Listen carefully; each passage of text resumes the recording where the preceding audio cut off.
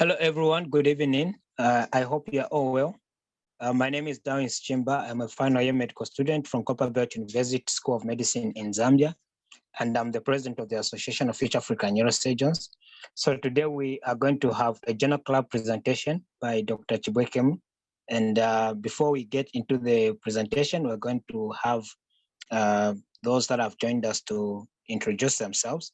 So I'll be calling out names so that people can introduce themselves. Dr. Danielle, Dr. Seni Danielle, can introduce yourself. Hello, everyone.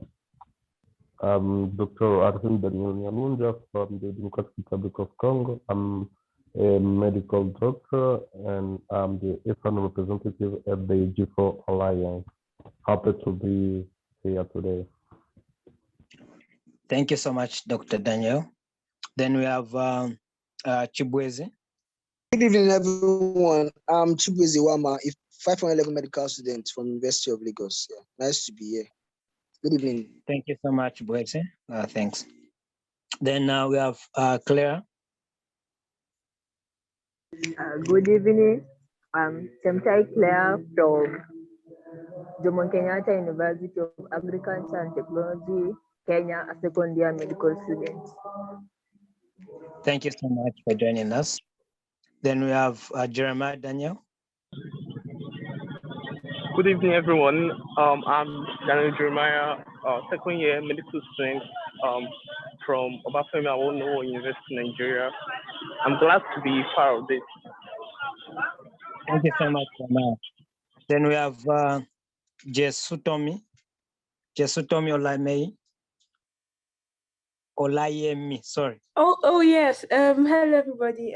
My name is Tomi Olayemi. I am a medical doctor. I finished from College of Medicine. Let's say Chibuikem's colleague. Yeah, so it's good to be here. Yeah, bye. Oh, thank you so much, Dr. Olayemi. We're glad to have you here. Then we have Nyontle. Good evening, everyone. I'm Neontle Sakaiwa. I'm a fourth year medical student at the University of Botswana. I'm also an AFAN research fellow and country representative for Botswana. Thank you so much, Nyontle. Then we have Shepard. Good evening. My name is Shepard Motebe. I'm from Botswana, but medical student in Eden University in Zambia. Thank you. Thank you, Shepard. Then last but not the least, we have Waxon. Good evening, everyone. My name is Waxon Lukere, a third-year medical student at the Bivariate University, Zambia. Thank you. Thank you so much, Waxon. So at this time, I'm going to hand over to the presenter. Please, you can introduce yourself and begin the presentation. Thank you so much. Thank you, Darwin. Good evening, everyone. I am Anthony Chibuikem Ikwuegbuenyi, research fellow, research associate neurosurgery with Weill-Cornell brain and spine. I'm also a research fellow with AFAN and AFAN's general secretary. So sorry, I would not be able to turn on my video because my webcam is bad at this time. I hope I can still go on with the presentation. Okay. Okay, let me share my screen.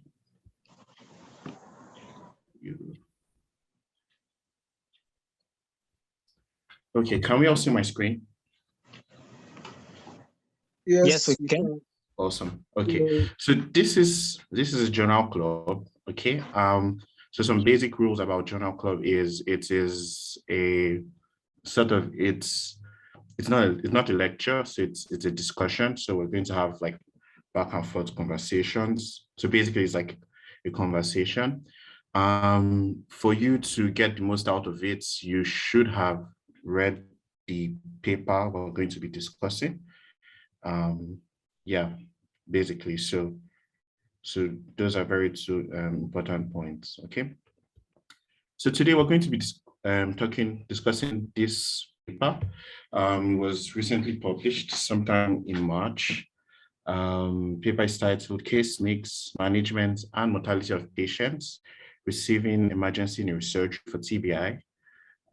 It was done by a group of neurosurgeons, neurologists who work on neurotrauma by David Clark and colleagues. And it was done on behalf of the Global Neurotrauma Outcome Study, all right? Okay, so I hope a number of us went through the article. It was a very robust paper that basically characterized what the mortality is, like kind of like giving like a global epidemiology on patients who are managed managed surgically for TBI, all right? So for this presentation, we will be using, so we'll be using this to kind of like talk about different sections. Would go through the abstracts, try to answer these questions. Would also look at the introduction and the background, try to answer those questions as well. Look at the methods, look at the results, the discussion, and then what our overall thoughts was on this subject, on the paper. All right. So, but before we go on, so I like this. So I'm sure we can see this box that says research in context. So some papers, they usually would have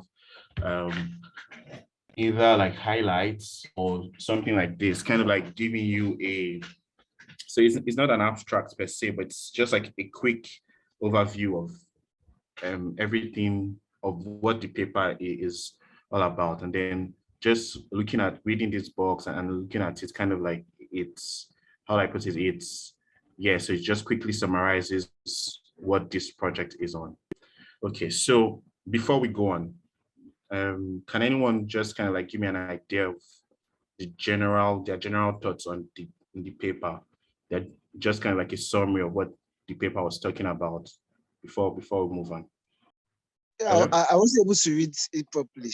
I was able to go through it well.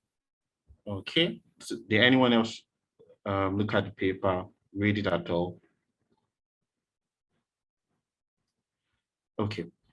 Okay, so anyways, so as I go on, if you have any questions, please feel free to ask. So the first thing they did was, so they kind of like tried to, before carrying out the study, right, try to figure out, okay, so what has been published on this particular project. And it's very important to do this first section, evidence before this study. Anytime you're trying to answer a new research question, right, anytime you're trying to design a study, it's very important to see what has been out there. So usually some people do like a quick literature review, go to PubMed, AMBase, whatever, use search terms, and then try to see, okay, this question I'm trying to answer, has it been answered in any form before? Which is what they did. And not only did they do a literature review, they did a systematic one. So they did a proper systematic review to see, okay, this question we're trying to answer, has it been answered before? And then basically, no, it hadn't. So that's what this particular section is telling us, right? And they go on, this summary box goes on to tell us, okay, what value is this study adding, right? Basically answering the question which they set out to, the research question which they set out to answer, right? And then it gives us the implications of the available evidence, all right? So to the article proper. So the first thing, right, when you're critically appraising any article is to look at the abstract. So our first set of questions would be on abstract, title, and references, right? So did they state clearly the aim, right? What they found, their findings, did they state it clearly? And then did they tell us how they did it? The title, is the title informative? Like looking at the title alone, does it tell you, give you an idea of what the topic is, or what the researchers found or were hoping to find? And the references used, were they relevant, recent, and then referenced appropriately? So first things first, when you're looking at an abstract, right? When you're looking at the abstract, so the abstract is the summary of the paper, right? So the first question was, is the aim clear, right? What we're aiming to do. Now, when you're looking at an abstract, the background section, right, is usually written as 3 sentences or 2 sentences, right? Two broad concepts are usually put in the background. The first concept is what the gap is, right? What the knowledge gap is. The point of every research is to kind of like fill in a knowledge gap, right? So that's the first aspect. The next aspect is what the aim is, right? And here we can see that their primary goal or their primary aim was to characterize what the differences were in case mix, right? Management, and in the mortality of patients who have TBI when they're managed surgically across different levels of human development, right?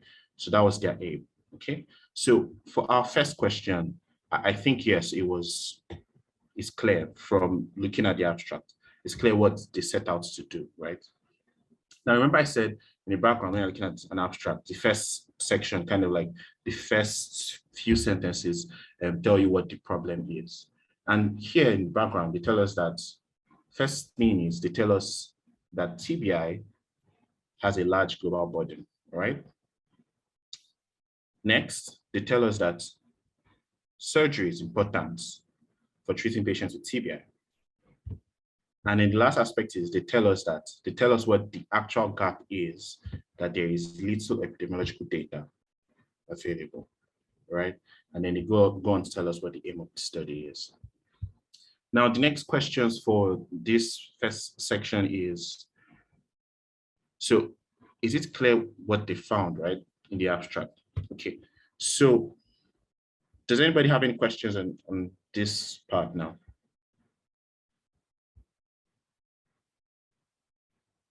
Hello? Any questions? Okay. No so question. No question. So the next aspect is looking at, so the next thing was it clear what the study found and how they did it? So basically asking us what in their abstracts, the method section aspect and then the result aspect, is it clear what was done and what the findings were? And yeah, I mean, it's pretty clear. First, they tell us the study design. This is one of the most important things you put in your methods. The study design. They did a prospective observational cohort study, all right? And they also tell us how they selected the various patients and hospitals, and then they tell us the timing, the time period when these hospitals were selected and patients, right? They tell us what their primary outcome is, usually very important when you're in your methods, and then they also tell us how they went about the analysis, although brief, but they do mention it, right? They mention they use this mixed effect logistic regression, right? So yeah, it's clear how they went about the study, right? So methods is usually one, study design, study population. So those are things you have in your methods, and that's what we can see here, right? And then it's also how data was analyzed. And then they just quickly told us that as well. Next question we're trying to find out is the findings of this study, is it clearly written? Yes, and I think it is. So usually when you're writing the findings section of your abstract, it's usually should start with, usually starts with giving descriptives. So basically univariate your results from your univariate analysis, right? So discrete statistics, so frequencies, means, and all those things. So first they tell us number of records, number of hospitals and countries, right? And then they go on to tell us the different percentages, descriptive characteristics. They also tell us, they give us the median age, also descriptive characteristics. They go on to tell us some of their bivariate analysis. And lastly, they tell us their multivariate analysis, right? In the findings section. And yeah, so the last aspect of the first part is the references used, are they relevant? And then recent and referenced correctly.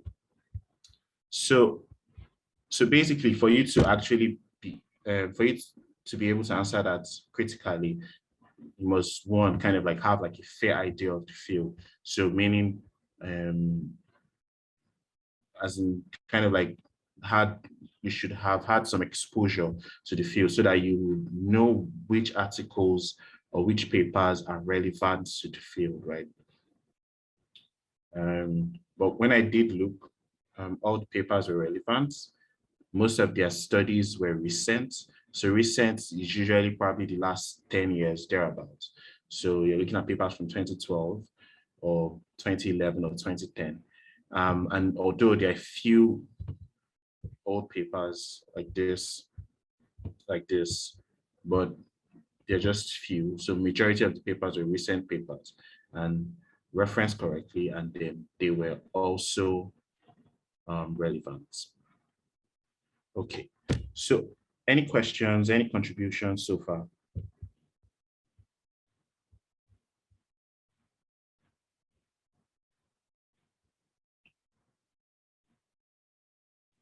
Any questions?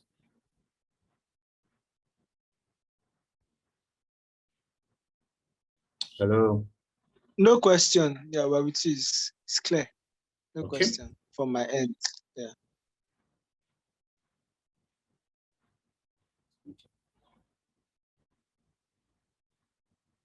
So next thing is to look at the introduction.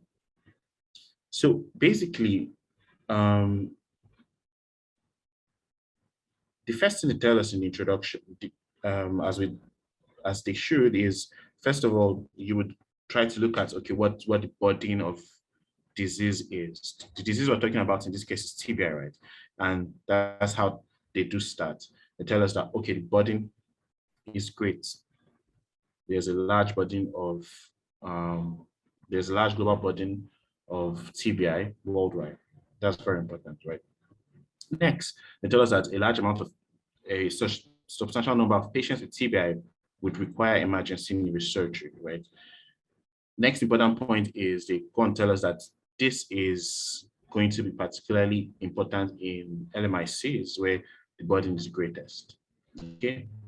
And like I said earlier, they mentioned the fact that data is kind of like missing on the epidemiology of these patients. So patients who have TBI that need to be treated surgically, we don't know what the epidemiology is on this patient, right?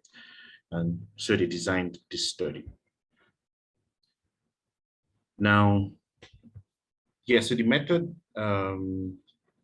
so for the methods, right, the very first thing, like I mentioned earlier, is to look at how the study was designed. So they used the prospective observational cohort study.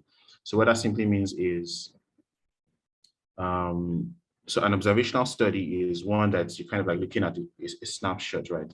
You're not doing any intervention. You're just sitting down, literally on a chair and just looking at what's happening, okay? You're not adding any intervention. You're not doing anything new. You're just observing. And so perspective is they collected data from starting point and then went forward in time. So that's basically what it is, right? And now they didn't define a particular region. So they wanted to describe the epidemiology globally, okay? So they reached out to any hospital worldwide that was performing emergency neurosurgery. And this is very important to note. So they use something we call convenience sampling. So convenience sampling, reach out to a number of people and probably send out surveys, whoever fills the surveys, and then that's what you would use as to analyze as your data, right? While convenience sampling is sometimes good for some study designs, it's prone to a number of biases, as I would show you as we go on. But when I was thinking about it, I think that was probably the best thing they could do for this particular study, for them to be able to answer this question, right? Okay, so basically what they did is they reached out to various neurosurgical societies, right? And then sent invitations to hospitals, to doctors who are working in centers that performed emergency neurosurgery, because that's the patient group, right, they were looking at. And then they had them collect data on patients who were eligible. Now, it's very important, very, very important when you're describing your methods, to state clearly what your inclusion and exclusion criteria are. Because if you don't do that, then you wouldn't be able to adequately collect the information you need, one, and then get to the right conclusion, okay? And definition of inclusion and exclusion criteria is mostly dependent on your aim, right? The aim of the study. And so, although not written here, they have this large appendix, it's almost 60-something pages. So there it's the clearly words what their inclusion and exclusion criteria were.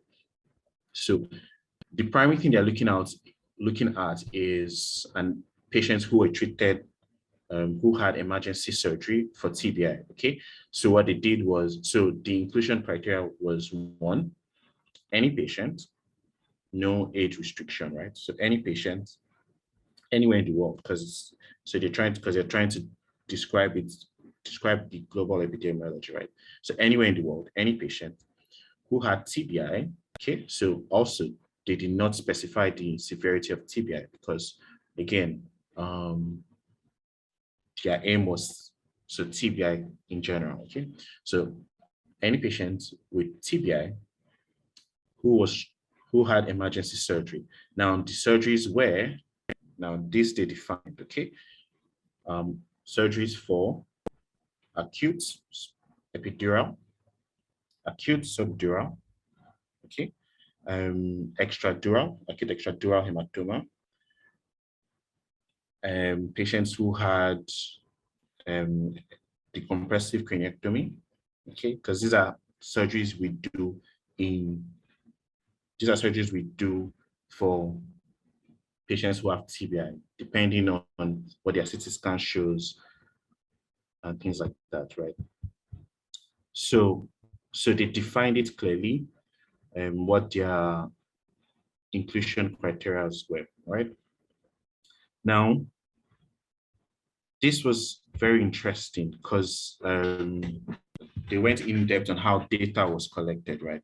So first, you had multiple teams you can have a team from a participating hospital. So they sent invitations, hospitals will reply, say, okay, yes, I'm interested in participating in this study.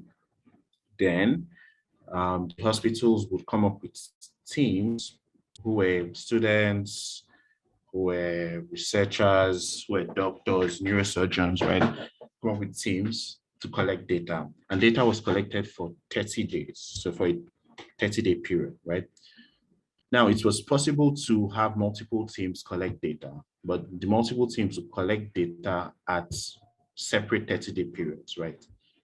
And then they had like a start time in 2018 and then ended in 2020. So during this period, any 30-day interval, like continuous 30 days, then they collected data during that time, right? So that's what this was trying to say, right? So any questions? Any questions so far? Any comments? Any contributions? Presentation is going well.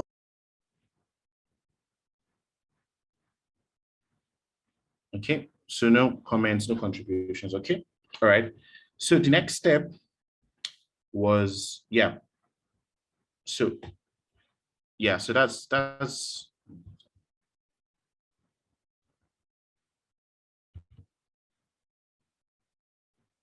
so that's the first part of the methods section, right? Picking centers, eligibility criteria, and things like that.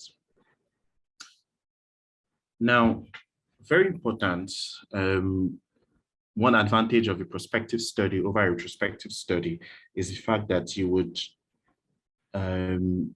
not have high level of missing data because you're collecting data so strictly to avoid that. So that's like one very important difference between a prospective and retrospective study, right?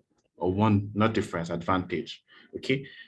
So, so they ensured that first, they used an electronic web base, and the next thing they did was that they ensured the questionnaire was such that if you had missing data, you could not complete that questionnaire. So you had to ensure that everything was filled in the questionnaire. That's one. Secondly, from each participating hospital, they had an individual who, would I say, who was, so they had like checks and balances. So the individual would ensure validity of the data collected. So this was, so after you're done collecting your data, okay, for the patient, next thing, weeks later, would I say validity, the second individual, okay, would go look at the data, compare it to what they actually had at the hospital and see, okay, this was filled correctly. And so that's another very good point I took from this, okay. Now, in your methods, it's very important to always define what your outcomes are. More often than not, you would probably have primary outcome and the secondary outcome. Now, the primary outcome in this study was the mortality at 14 days post-op, okay? So the patient died, yes or no, at 14 days post-op. Or, so it was either mortality at 14 days post-op. If anything happened to the patient before 14 days, that was also taken. The patient was discharged at 14 days, also taken. So, but that was the primary outcome of the study. And you had various other things that were secondary outcomes, length of stay, length of hospital stay, ICU, surgical site infection, and all those things. Now, before you start carrying out your research project, it's always good to have a protocol written for various reasons. One, so that you would have something to always look back on when you start the project. Two, so that's the major reason, to have something to always look back on when you start the project. And they had a protocol which was published. I think I have it open here. They had a protocol, published it, and the plan they set out to do similar to what they eventually did in the end. So that's also something very, very good. So prior to starting the study, they took the questionnaire and looked at what we call the internal validity of the questionnaire. So basically, you're saying, want to say that, okay, the various questions in the questionnaire, are they misleading? Are they questions that are not so clear and things like that? And so they did a pilot study in Zambia, I think. So I'm not particularly sure right now. And then when they did that, so it usually helps, one, you look at the consistency of the questions amongst the respondents,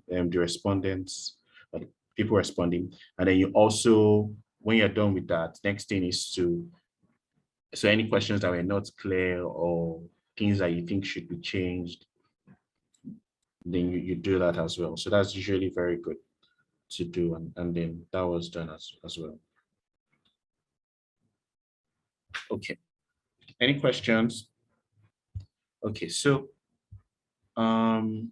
so back to this. So far, they clearly stated what was already known about the topic. They told us they told us the burden of disease. They also clearly outlined their research question, and their research question was justified because one, they did, like I showed earlier, they did a systematic review to see, okay, has the question been answered in some way before, which it hadn't, and they just kind of like gave, so it was clear, was already known. The research question was clearly outlined in the introduction, and it was justified. All right. So for the methods sections, yes. So these are very important things to look at when you're critically appraising a paper. What the study design was, they told us prospective observational cohort study. They also told us the scene, where the study will be carried out, and also gave timelines, which are usually very important because you want to be as specific as possible, okay? And they also mentioned variables. Okay. So for those of us who read the paper, I'm sure as you started at the very beginning, they mentioned the title of the paper, they kind of like,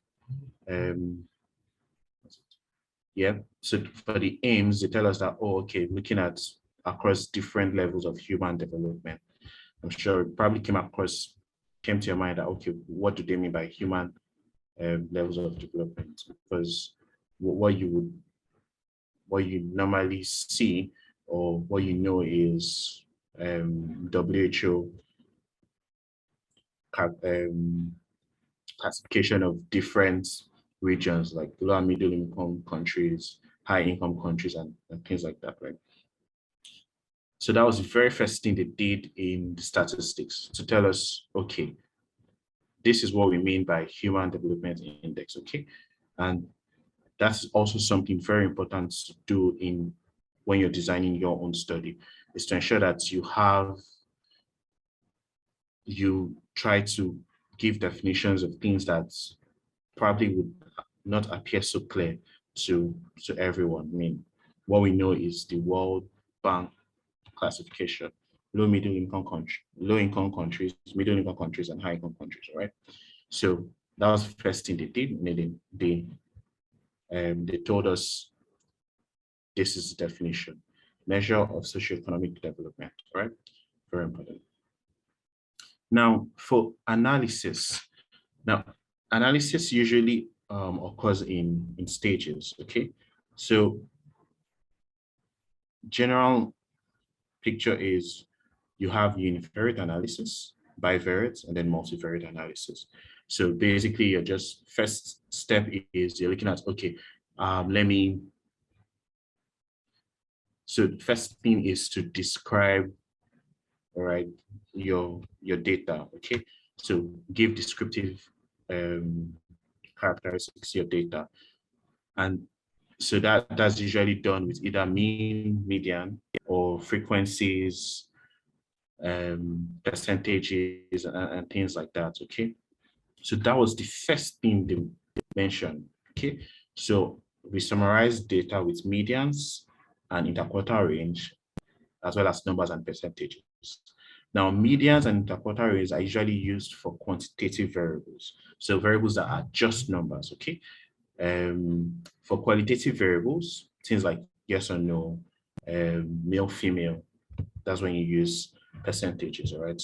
Or categorical variables, you use percentages. So that's usually the first step, okay? The next step is to talk about bivariate analysis. So bivariate, so univariate, one variable. So usually this, okay? The next step, so yeah, before I go on, median and interquartile was used because their data was non-normally distributed. So it's very important. So first thing to always do when you want to start analyzing your data is to look at the distribution. Normal distribution has the very nice Gaussian curve. Okay, non-normally distributed, most of the data is probably skewed to one side. Any question? Okay, so yeah, so I was saying, right, the next thing is bivariate analysis, okay? So in bivariate analysis, you want to compare two groups, okay? And so they looked at the difference in the various human development index, okay? And this is usually done with a number of tests. The selection of the test would depend on your the two data you're looking at. Are they both quantitative? Is one quantitative or qualitative? And then things like that. And these are the tests they use based on the data they had, all right? Then they tell us that, okay, they stratified the results. So divided them into groups by using age, okay, by severity of the traumatic brain injury, and then by surgical procedure done. The last step is usually multivariate analysis. And then this is when they talk about, so this is when you have multiple variables, not just one or two, multiple variables. And more often than not, or sometimes, it's usually used to look at things like maybe predictors, which is what they use it to do in this case. So they kind of like looked at what variables predicted the outcome, basically. So that's what they did in this case, okay? And then they go on to tell us how they went. So to do the multivariate analysis, you need to kind of like build models, okay, from the various variables you have. So it's usually like a step-by-step thing. Then they went in detail to talk about that. Okay, all right. So any questions so far before I move on, before we talk about the results? Okay, so Elvis Lando, I think, has a question. Could I comment on arriving at sample size limitation and confounding factors in research methodology and how you can reduce or limit them? Okay, so I'm going to talk in context to this question. So yes, very important. In your methods, okay, it's always good to define a sample size. And there are various formulas to use. There's a Cochrane formula, various formulas to use. The formula to use would depend on a number of things. One, has a study been done before? What's the proportion or the percentage of a particular outcome they found in a previous study showed, and then things like that. For this study, because one, there's not much data available elsewhere, literally nothing has been done like this before. So there is no formula you can use to kind of like calculate sample size for this study. But that doesn't mean that, oh, okay, you would get to you just use any random size. So you use a size that you think that, okay, this should be probably appropriate. So one thing they did is, we're looking at globally, right? And then we'll get to that when we look at the results section. Let me just quickly mention that, okay? So we're looking at it globally. So what number of hospitals do I think would represent a good global picture? Yeah, so I mean, somewhere between 100 to 200 hospitals. Okay. And so they had about 159 hospitals in 57 countries. And for each of these hospitals, I would expect, so probably maybe 5 patients, as looking at previous data that's talked about number of patients with TBI or TBI burden, maybe 5 patients a day or something of that, or something like that. And then that would kind of like give you an idea, okay, I think this number is good. But more often than not, for most studies, when you're giving your sample size, a lot of formulas exist. So you have to, first of all, know what is out there, and then knowing the various formulas which would be most suitable for your study. The next question was, so confounding factors are things that would that usually have an effect on both your outcome, okay, and so both your independent and dependent variables, so to speak. And so there are things you have to limit or restrict when you're doing your analysis so that they don't affect your results, all right? And it's usually dependent on your research question. There are usually some general confounding factors you look at, probably age, sex, and things like that. But it is mostly study specific, depending on what your question is, okay? And once again, another way to figure out what the confounding factors are is to see this study that has been done before, what has been reported as some confounding factors, okay? Yeah, basically. All right. Okay, so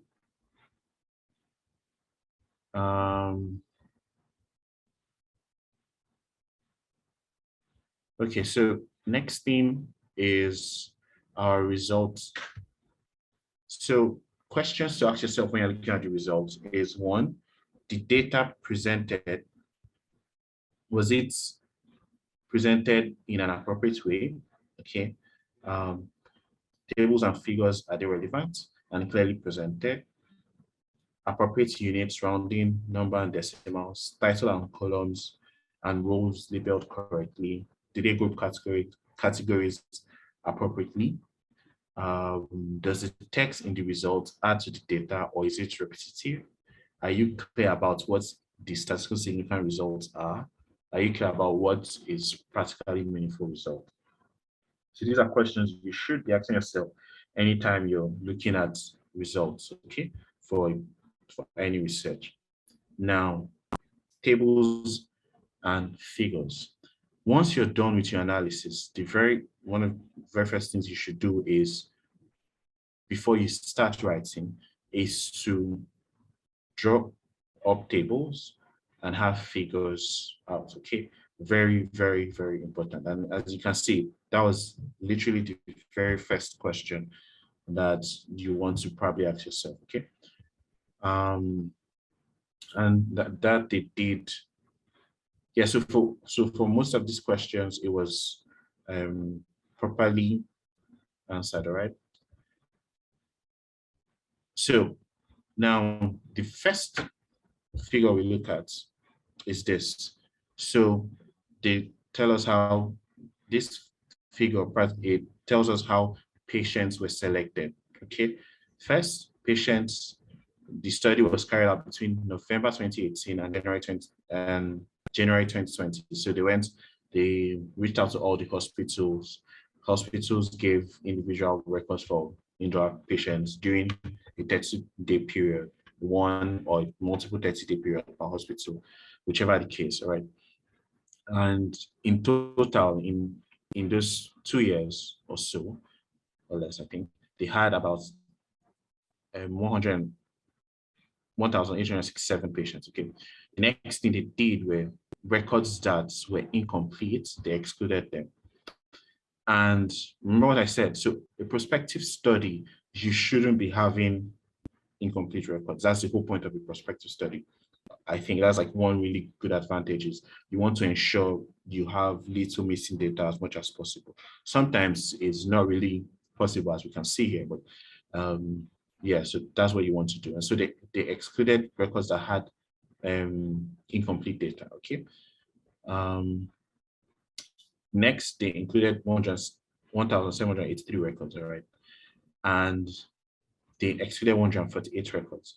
this was for different things, okay? One, quite a number for duplicate records, because, so remember I said one, it might have either been one team that collected a record more than once, or two teams in the hospital that collected records more than once, right? Now, this 59 was most likely from the person validating each center. So they had like a second person, not part of the team collecting data, but a second person who was validating the data that was collected. So basically ensuring that, okay, this data that was collected is correct, as in the data that we filled into the form, spreadsheet, or whatever it was, their web-based system, is actually correct to what we have hard copy. Okay, so and then these were not within 30-day study periods, excluded as well. So finally they had 1,635 records. Okay, so that's what the first figure is. And so I like that this was the first figure one, because it quickly gives us an overview. I mean, the collected data from from a lot of people. So it gives us an overview of, okay, this is exactly what we did. This is how we got to the data we used, all right?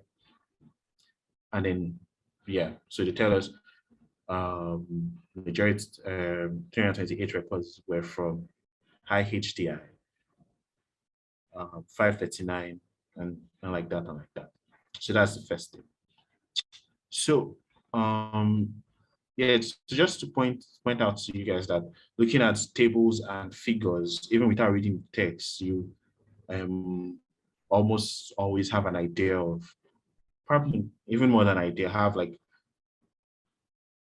close to 90-something% of what the result is, because tables and figures are the result section, right? The next thing they go is this map, all right? So this is like a heat map, so to speak, where you have various places lighting up, world map, various places lighting up, and you have keys, and then they tell you what the map is for it. Now, for this map, they tell us it points to various characteristics. So, I say socio-demographic characteristics. The first map points to which countries or which cases were from various human development index group, right? The second map tells us the overall age. The last map, the next map tells us mechanism of injury, surgical procedures, and all of those things. I think I've opened the maps up, so we could, okay, great. So the first map told us what's the human development index were. So the various, so from the 1,600 records or so, which parts of the world, which development index were there, right? So as we can see, and then there are keys to kind of like really interpret the map and all those things. So here we have the really dark green ones were the very high index group, and that forms quite a good number.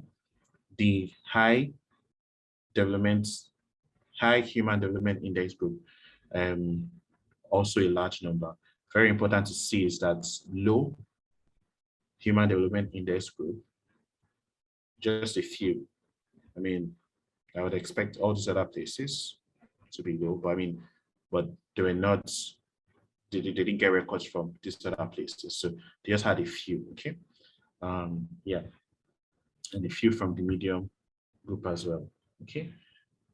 The next thing, they show us the age from like everyone. So not separating it based on index, human development index group, but all the records that was collected. Next, they look at GCS as well, okay? Right. So the fourth heat map looked at what the most common mechanism of injury was. And you can see from most of the very high index group, right? You have falls. That's very important. And then as we're talking more about the result, I'll explain why. And then from low, you have mostly road traffic accidents, right? That's also important as well. The most common surgical procedure done in very high and in some high index group was evacuation of a supratentorial subdural hematoma, right? For low human development index group was more an elevation of depressed skull fracture. And this also I'll explain as we go further. All right.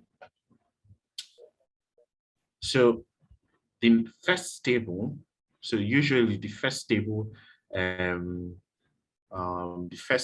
is usually a description of your socio-demographic characteristics, okay?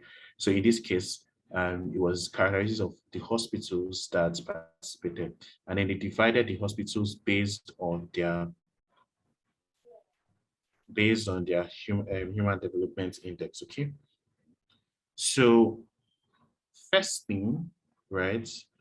First thing to see, or one of the first things to note is that they had significant difference. There was significant difference in the proportion of healthcare costs that the patients paid for, okay?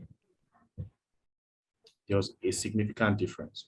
And if you look at it closely, you can see that as we went from very high human development index to low human development index groups, you can see that the amounts that the patient paid for health care for low development, patients paid for almost all,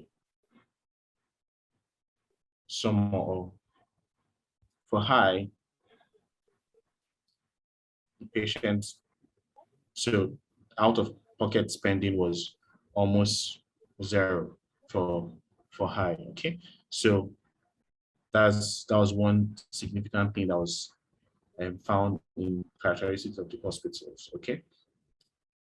Another thing to note is the availability of resources. So very high index group, this was a significant finding as well. Very high index group always had CT scan available in their base hospitals, okay? Completely different story in the low human development index group. Same with ICP monitoring, 0%, okay? So significant differences, all right? High-speed drill, okay, so sometimes what you need to do is probably want to do a borehole or something, so you need, you always need a high-speed drill, okay?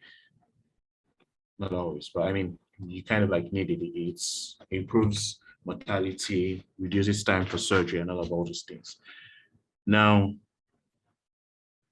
for high index group, almost all their cases, they use this. Low index, completely different story. Okay, so those were findings that were significant in the characteristics of participating hospitals. Some of the characteristics, significant findings. The next characteristics again, but now of the patients. So the first one was characteristics of the hospitals. Next table they had the characteristics of the patients.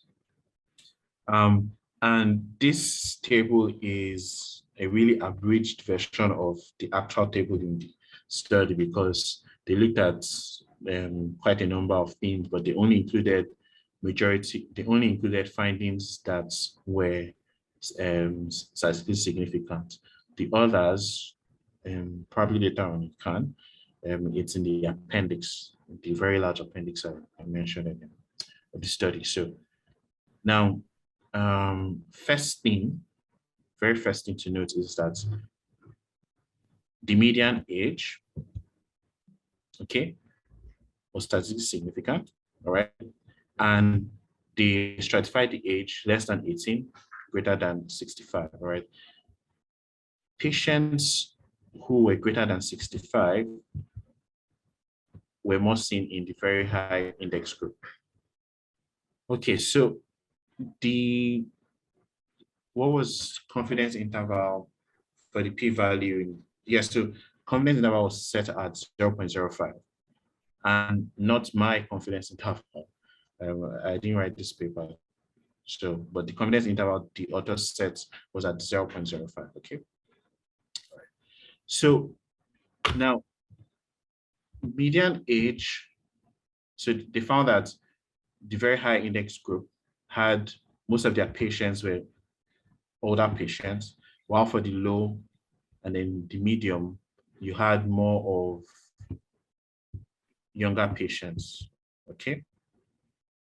And this can be correlated, just like looking at it as face value, to the mechanism of injury. So falls were seen more in very high human development index group. Road traffic accidents, assaults were seen more in low human development index group. And this also, this is kind of like something we already know, that patients, when you have like an elderly patient with TBI, mechanism of injury is more likely to be from a fall rather than road traffic collisions, right? Or from an assault.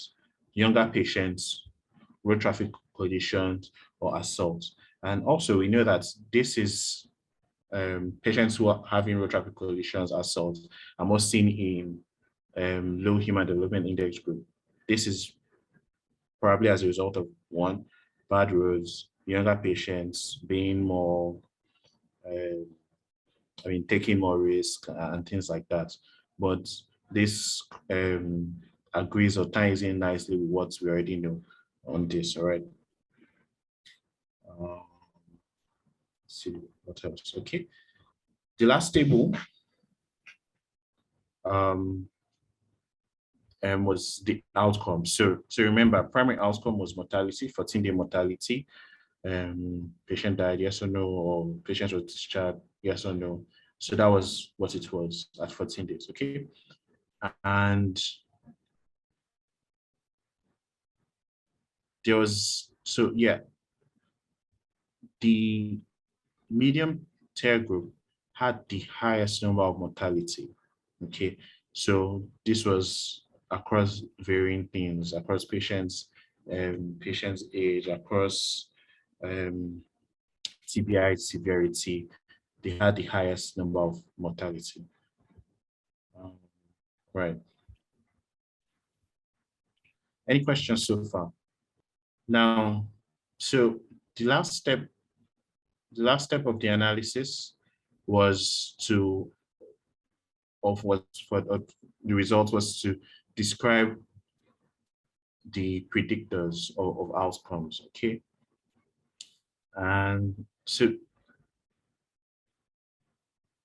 does anybody have an idea of how to interpret this? Anybody, does anybody know?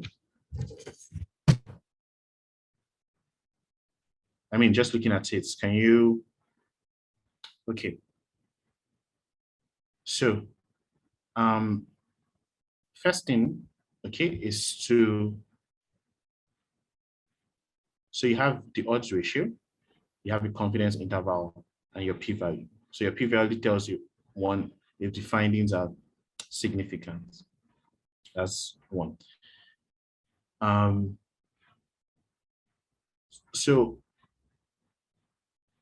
for the odds ratio, you're more or less comparing the odds of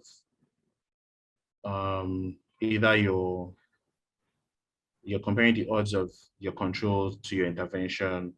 And so, but in this case, they compared groups and then they held to the fixed variable, so to speak, was very high development index group, okay?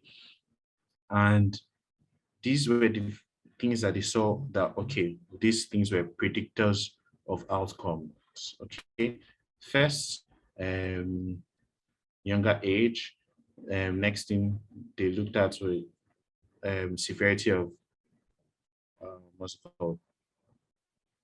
Severity of TBI. Then they looked at the ASA. The ASA is the Anesthesiology Society, American Societies of Anesthesiology. So it's just a score that they used to say, okay, is this patient fit for surgery and things like that. And grade 3 was a score of 3 was statistically significant. It was like a predictor of good outcome or poor outcome. Yeah. So this was the last stage of the analysis, looking at the predictors of outcomes. Okay. So, but all in all, generally, the results were good. They had, they described their results, tables and figures were relevant and clearly presented. The text did not contain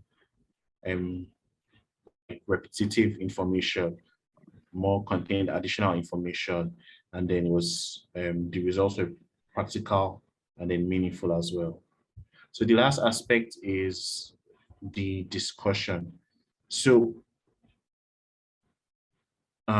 important things they pointed out was, one, there was quite a number of differences among various human development indexes. Okay. Mechanism of injuries, you had more of assaults, road traffic collisions in low development index than you had in the high development index, where it was more falls. And this also pointed to the age of the patients as well. Then you also had,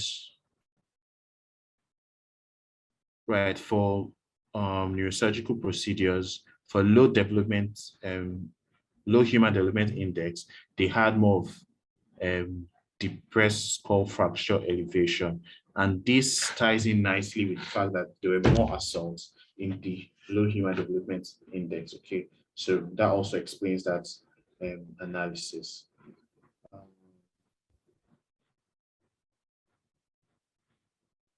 Right. So one very important thing they found when they did their logistic regression was the fact that there was variation between hospitals. So you have hospitals in the country. The mortality varied between those hospitals. Okay, that was one very important thing they found. There was not so much variation. So what that meant was that, so you had hospital A, so you have, say, a place like Rwanda, for example, you have like a small city, and then probably had 3 hospitals that participated in the study. The mortality varied between the hospitals, so hospital A, B, and C, but there was no variation between countries in a human development index. So a place like Rwanda and Nigeria, the mortality didn't vary, but within each country, the mortality varied within the hospitals. I hope that's clear. So so that kind of like points to, okay, we should probably start thinking about, instead of having a more global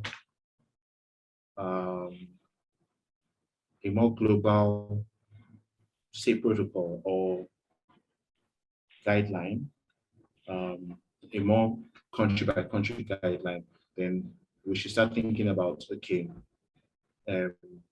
guidelines to guide each hospital, like each hospital in treating patients with TBI, because that's something very important, and that's something they found. Yeah, so so to the last aspect, I think the study design was appropriate to answer the aim which they set out to do. They already told us what was known about the topic. They told us the gaps that were missing. I don't think there were any major flaws.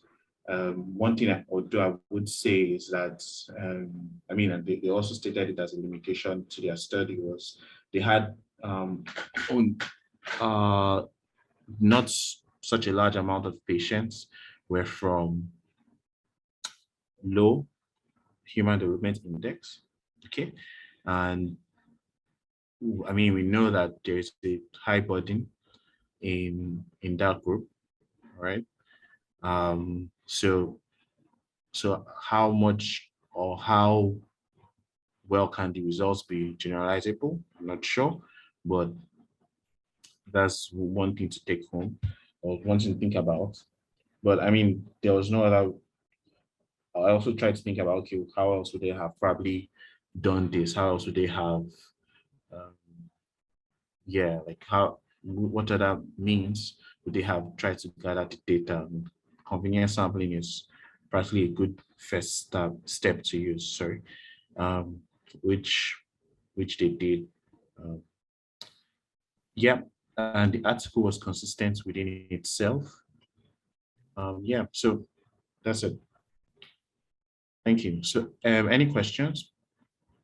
Any questions? No question from my end. Okay. So no question. So it's probably we all understood, or we didn't understand at all, but okay, that's fine. I enjoyed the presentation. I was able to follow through. Okay, all right. So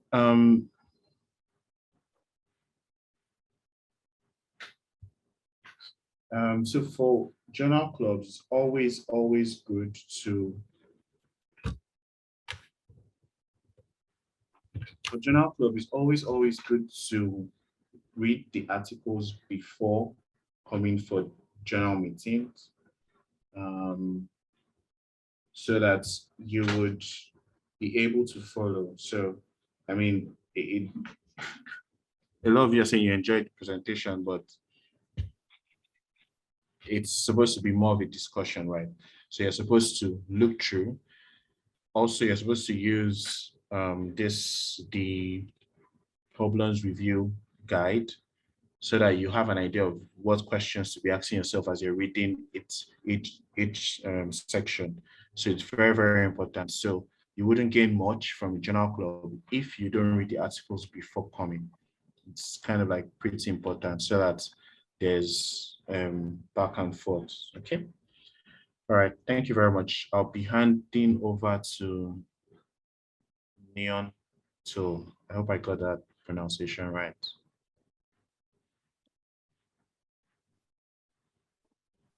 Hello. Thank you, Dr. Anthony. It's Nawantla here. So Darwin had to leave the meeting, so I was left as the host. And I would basically say thank you for that wonderful presentation. I guess the problem we had was that like a lot of people hadn't read the article. So yes, we got the message at the end. For the next journal club, I guess everyone is advised to read the article beforehand. Please do that. Do we still have no questions or comments for Dr. Anthony? Okay, I'll take the silence as no questions or comments. So I'd like to thank everyone who attended. Thank you so much for your presence. Have yourselves a good night. And until we meet again, it's a goodbye for now. So end the meeting. Bye. Bye. Bye.